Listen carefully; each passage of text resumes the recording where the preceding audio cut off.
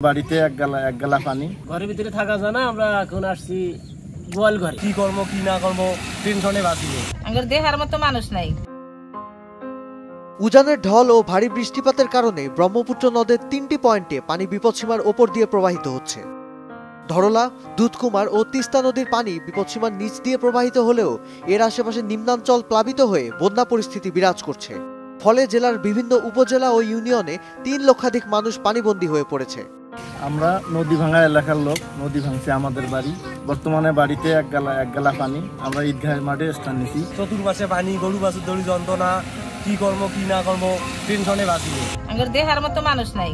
বেডির ঘরের নাতি অসুখ হয়েছে, বেড়ার ঘরের নাতির অসুখ হয়েছে, জ্বরে একটা বড়ি তৈরি ভাগে গেছে।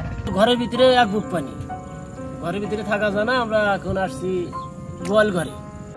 এছাড়াও চিলমারী উপজেলার কাঁচকোল এলাকায় ব্রহ্মপুত্র তীর রক্ষা বাঁধ এবং নাগেশ্বরী উপজেলার বামনডাঙ্গা ইউনিয়নে দুধকুমার নদ এলাকার ১০০ মিটার বাঁধ ভেঙে ১৫ গ্রাম প্লাবিত হয়েছে।